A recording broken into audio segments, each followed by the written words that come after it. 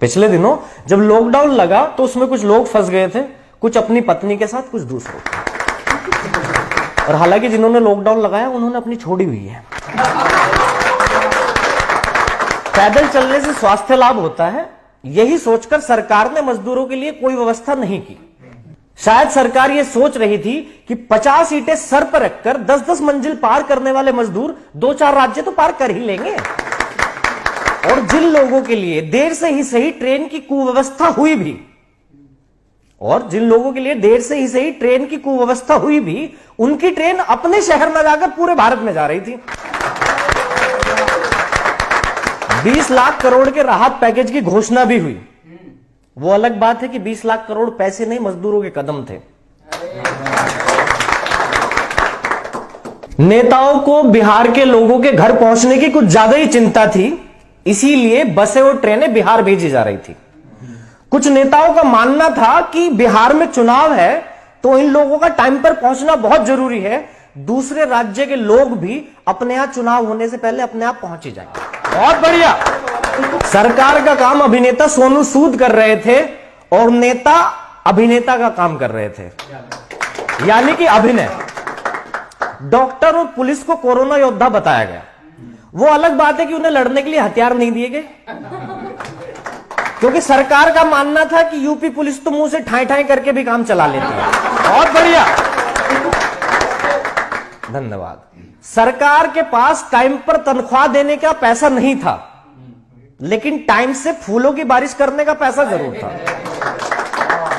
क्योंकि सरकार का मानना था कि जो टीआरपी उन्हें फूलों की बारिश करने से मिलेगी वो टाइम पर तनख्वाह देने से कभी नहीं मिलेगी। अगर किसी ने बच्चों को रोटी खिलाने के लिए पैसा मांगा भी तो सरकार उसे महाराणा प्रताप का उदाहरण देकर कह रही थी कि वो भी योद्धा थे, उन्होंने घास की रोटियां खाई थी। क्या आप 10-20 दिन पानी की रोटियां नहीं खा सकते? क्या आप 10-20 दिन पानी की रोटियां नहीं खा सकते? इसका मतलब यह नहीं कि सरकार ने कोई पानी की व्यवस्था की हो, लेकिन मजदूरों की आंखों में तो था। अब सरकार के पास प्रवासी मजदूरों की मौत का डेटा नहीं है, क्योंकि सरकार के लिए मजदूरों की मौत के डेटा से जरूरी कैब और एनआरसी का डेटा है। कि हमारे राजा को उन भूखे गरीब मजदूर किसान के खाने दाने से ज्यादा, अब किसान को भी गरीब इसलिए कह रहा हूं क्योंकि हिंदुस्तान पहला ऐसा कृषि प्रधान देश है जहां कृषि प्रधान नहीं है। बहुत बढ़िया। तो हमारे राजा को उन भूखे गरीब मजदूर किसान के खाने दाने से ज्यादा मोर को दाना डालने की चिंता थी।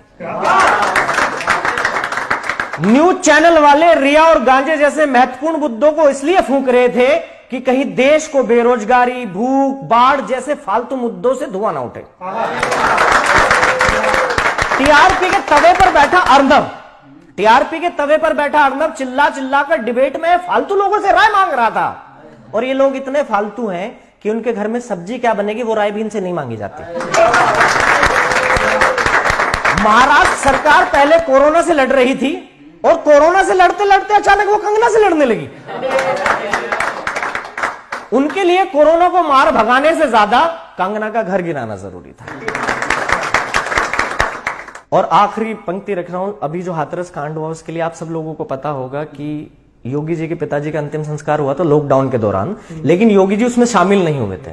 तो इस व्यंग लेख की यात्रा यहां समाप्त कर रहा हूं, मुझे विदाई देना। कि योगी जी भले ही अपने पिता के अंतिम संस्कार में शामिल ना हो सके हों, लेकिन कुछ लोगों को शक है कि यूपी सरकार हाथरस की बेटी के अंतिम संस्कार में जरूर शामिल है। धन्यवाद। जय हिंद।